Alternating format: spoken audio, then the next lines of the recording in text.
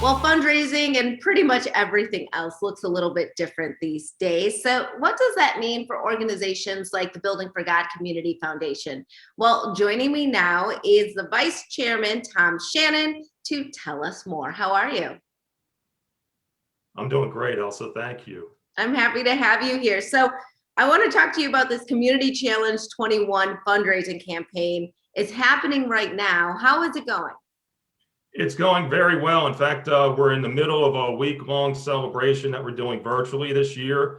It started on Sunday. We'll run through this Saturday, the 13th of March, and it's just going to be. We're going to go out to our community with 10 minutes or 10 minutes or less messages that introduce our champions in life, which are local, grassroots, growth-oriented nonprofits that we support. So far, it's going great. We couldn't be more pleased with the results. Now, this is a week-long campaign. It sounds a little overwhelming, a lot of moving parts. How are you pulling it all off? Well, thank you. It is overwhelming when you say a week long, but what we did was we made a decision. Instead of a 2-hour virtual meeting that might last a couple hours, we wanted to give our champions in life each a day to introduce themselves in their own words to our community. And it's 10 minutes or less, so that the time is going to be well spent. And then after they hear from our champions in life, our community will be able to make a decision about the type of donation they'd like to make. And what are some of the specifics of how people can learn more about this? Well, absolutely. I'd love to give a quick few examples. I'll start with Baltimore Hunger Project. Started in 2014, serving the needs of 30 students to bridge the gap between school meals and weekend hunger. They grew to 600 in 2020. And then during the pandemic, they ballooned up to 2,300 students per week that they're now serving. Safe Alternative Foundation for Education, one of our two champion partners, they inform students about the need for an education, but also set them up for life's deviations that may come about for alternative plans. Touching Young Lives is another two-time award winner of ours.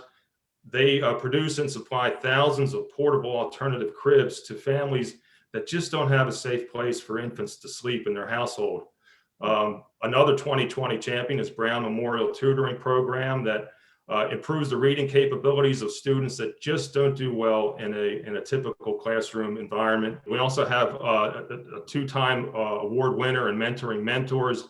They provide a near-to-peer program for middle school and high school youth that helps them set goals and then go about achieving them. Safe and Sound Schools Maryland that has developed a model for crisis prevention in Maryland schools, and they're now rolling that out across the nation. And of course, I can't forget Family Survivor Network that embraces survivors of violence and helps them express their grief and establish a renewed purpose for their life. And the list can go on and on. They really do so much. It is amazing. Of course, people are going to want to support all the work that they are doing. How do they go about doing that? Well, what they can do is they can watch our videos that we'll be posting on our Facebook and Instagram pages. They can also, that will receive an email if they signed up to receive that. But they can also, more importantly, go right onto our website at buildingforgod.org /community challenge 21. We'll have all of the videos and messages about our champions in life there, and then they can decide what they would like to donate. All right, Tom Shannon, thank you so much for being with us. Really appreciate it. And we'll be right back with more Midday Maryland right after this. Stay tuned.